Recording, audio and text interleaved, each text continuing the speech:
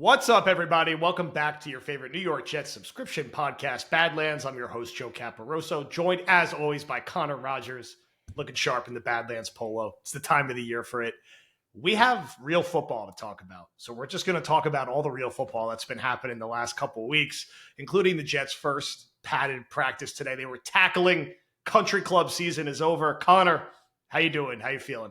It started a frenzy on the timeline, the Discord. Just people tackling on a football field. It's like the most really basic thing in the world. It is really funny. It's one of those things where everybody's rightfully excited, and it's great that Glenn has kind of set this tone and energy and all of that. And then there's the other part where you're like, wow, the bar for our organization has sunk horrifically low. And it's also a product of today's NFL, right? Because it's not just NFL, it's down to the college. Like you had guys. I was reading, obviously, not just friend of the show, but coworker of the show, Flight Plan's very own, Zach Rosenblatt's practice recap today on The Athletic. And there was guys saying that, they didn't even do that in college, these level of drills. So it is an art loss to the game. And I know that Glenn was asked about it after, and he was like, listen, injuries are part of the sport. Sometimes when you don't prepare in a physical manner, it actually can lead to more injuries. So there's always going to be arguments back and forth. I think it's just more of a state of where the Jets are right now. It's not like they have a 40-year-old quarterback out there or Tyron Smith, and they're a pretty young roster right now, and they're going to let these guys go, and they need to coach some stuff out of them that you really only can coach out of them when you're going almost full throttle. So, and obviously it's a different intensity level that Glenn wants to kind of represent with this team, and he wants to see who's about that life right now. So while it was a very, very low bar and we were laughing at some of the reactions, and it is awesome to see, and it is great to have energy at training camp again.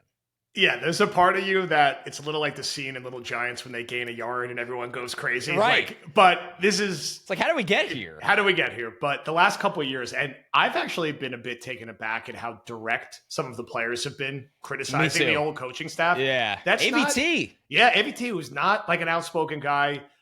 These guys are not being subtle.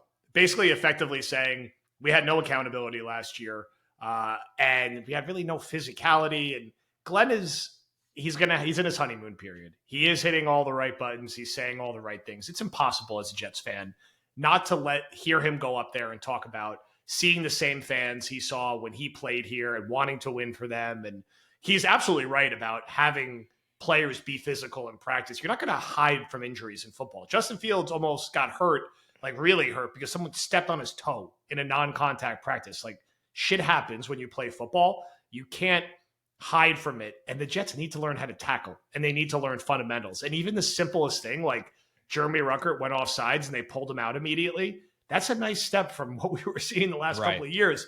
And the fact that Glenn is head on saying that we have to fix the penalties and it is not okay. These are good things. These are music to Jets fans' ears. And I think, we're about a week in. They've had their first real practice now as of this recording. We're recording it later in the day, Monday. It's been a good start. I think you got to be optimistic with what you've seen. You avoided the major catastrophe with the Fields injury, which turned into really a nothing burger. He was in 11 on 11s today, even if he's not 100% yet, but it's late July. There's plenty of time.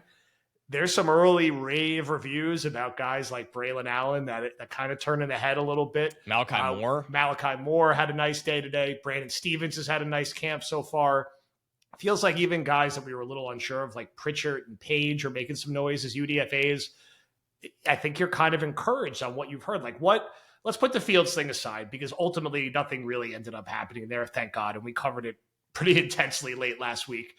What has jumped off the page to you? What are you hearing from the early first week or so at Florham Park?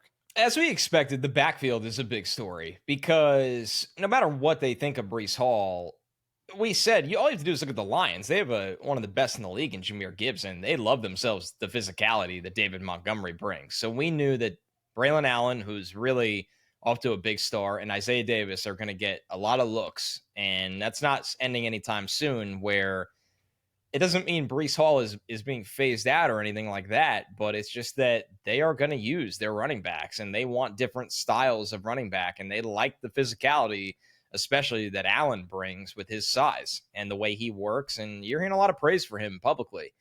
And obviously you look at there is an emphasis right now. I think my favorite storyline in camp right now is just Will McDonald's against Armand Membu. Because Yes. I mean, every day, man. These are two of my favorite players, formerly prospects, and practicing against Will, and Glenn really has hit on this, is you don't see a ton of guys with his physical ability in terms of agility and bend and the ability to get off the ball and his length in the NFL and that caliber. And now Membu is getting to go against that in practice and learn from it. And it sounds like Membu is not lost out there. He is holding his own. He's obviously not an easy thing to do. Start day one. Day one.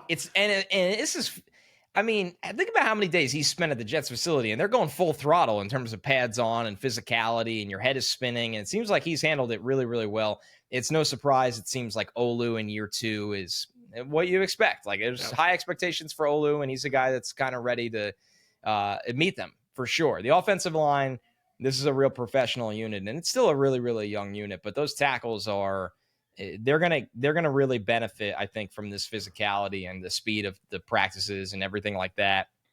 Malachi Moore has a shot to start as a day 3 pick. I know that was our favorite day 3 pick by a pretty wide margin. We liked that pick, and it's because he brings a floor because of his intelligence and tackling at safety. And it's not shocking coming out of Alabama, but that intelligence factor and doing things the right way and being that last, line of defense that Tony Adams hasn't been able to establish the last couple of years. And Cisco is a volatile, like, he is a very, Jekyll and Hyde, like, streaky kind of player. You can have the big takeaway. He can give up the big play. You'd like somebody next to him. And it's weird to say that about a day 3 rookie, but you'd like somebody next to him that can kind of be that calming presence in a way. And it sounds like Moore's taking advantage of that. So there have been a lot of positives at camp. Obviously, you're going up against each other. I still want to see what this run defense looks like against another team. I still want to see, Fields when the bullets are flying and running around and making plays, and same for the offensive line. But it does feel like the physicality has been a positive for a lot of these guys. They've responded to it really, really well. And Glenn is a believer that his coaching is going to fix a lot of this. And if he ends up being right about that, he's going to be here for a very long time. Yeah, it's hard not to see us gush here at Badlands whenever we're talking about the trenches and Will McDonald putting on 15 pounds of muscle and adding a bull rush to his repertoire. And I think him, Olu, and to a lesser extent Membu, but really him and Olu are two guys that we are certainly buying stock on and think are going to make a meaningful leap this year after encouraging seasons last year, especially with McDonald. I think with the running back thing, you just have to remember that they have a rookie tight end. They don't have a number 3 receiver as it stands right now. Reynolds is their number 2. That's fine. He's probably one of the 5 worst number 2 receivers in the league, and I probably like Reynolds more than most people. Alan Lazard, I don't even know if he's at practice. Every time I read about him, he drops a pass. I don't know if he makes the team. I said this today. Someone needs to explain to me why you wouldn't just give his reps to Tyler Johnson and Brandon Smith. What are you losing by not? Right. At this point, like, at least you have some upside there. Tyler Johnson's an NFL player. He might be their number 3. Yeah, and Smith's your dart throw, and he's a backup, right? Wilson and Reynolds are going to play a ton. Arian Smith is going to play situationally. That's going to happen no matter what, whether we agree with it or not. So your running backs are going to have to be very involved. You're going to have Brees and Braylon out there together. You're going to have to throw to Isaiah Davis. It's going to be a running back-centric offense and a running-centric offense. And while I think there was some Debbie Downer energy with the Shots podcast, which I get. It's a little uncommon for our feed. We ultimately got back to the same point, which is that if the Jets could run the hell out of the football and be physical up front and play good defense, like, they're probably going to be 8-9 or 9-8. And especially if Fields can be the guy he was for the third of the season he played last year. They have an identity. I'm not going to act like we haven't been saying for a while it's almost impossible to win the NFL if you can't throw to win. No one thinks the Jets are going to win the Super Bowl this year, but can they be the 6th or 7th or 8th best team in the AFC if they have a very strong identity and they're one of the best running teams in the NFL and they have a top 10, 11, 12, 13 defense because certain things break right? That's kind of your path. And if you're looking at the roster and the depth chart and you're Aaron Glenn and Tanner Engstrand, that's how you want to play football. How are you not having Braylon Allen very heavily involved and Isaiah Davis heavily involved? You're sacrificing touches for them for who? Gibson, Malachi Corley, and Alan Lazard? Like, get your best players out there. Who cares what position they play? Right, and you have to factor in This staff is probably going into and looking at it and saying, we like Brees Hall's skill set. We have not seen that Brees Hall always looks like the same guy week to week on by the standards of an NFL season. He's obviously had serious injuries too, where they're probably trying to get the most out of that player. And maybe the most out of that player is if we're running the ball 25 plus times a game, is 15 touches counting catching the ball for Brees what keeps him at his best version. And then, I'm talking designed runs here too, like not field scrambles. And then is Braylon Allen getting 7 carries and 3 design runs for Fields? And that number can really fluctuate on a week-by-week basis, depending who you're playing in game script. And then you have Fields scrambles. So they need more than just Brees Hall. This isn't the NFL of, hey, this guy gets 30 carries or even 25 carries anymore, especially with what you need from him in the pass game. So it's a really, really good point. I think going back to your point about, how, your episode with Aaron Schatz was received, or just the outlook on this team as a whole, because I get asked this all the time. I did Buffalo Radio today, and I love going on with those guys, and they're always curious, what's the internal expectations, the external expectations with the Jets.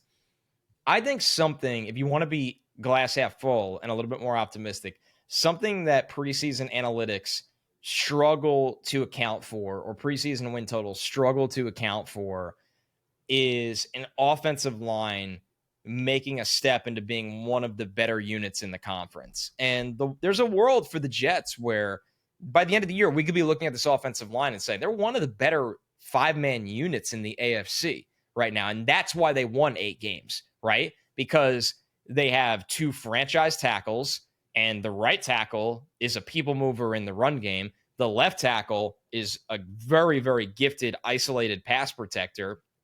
And then we have Simpson and AVT that could pull and climb. And then I think it's going to be Tippmann at center, but I know he's competing with Myers. Either way, that's something that I think preseason data and projections don't do a good job of accounting for right now, because they don't have any proof of it. Armand Membu hasn't played in the NFL. Olu Fashanu hasn't played enough in the NFL, although what we've seen we've liked.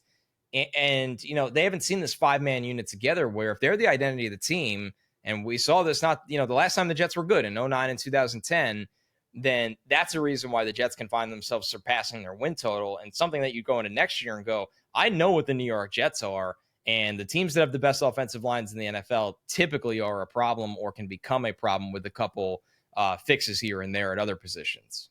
It's going to be an exciting thing to watch because the talent level is there to do it. And like you said, if we're in November and the Jets have one of the 4 or 5 best offensive lines in the AFC, 7 teams make the playoffs, and you're going to be able to bully ball some of the teams you play. This is a team that plays the Saints this year, that plays Cleveland this year, that gets a couple of games against a Miami team that's a little bit in flux this year. It's not a total like landmine schedule. There's going to be games where I think they're going to be able to just out physical teams who are not perfect. They're not playing the Ravens and Bills every single week this year. We also have our latest quote drop here from Tannenbaum, who said, "There was such terrible coaching in New York last year. Aaron Glenn is going to be Dan Campbell East in terms of practices, turnovers, and end of half scoring." So I do like how the floodgates are just fully open. Everyone's like, the Jets were horribly coached last year. And I think next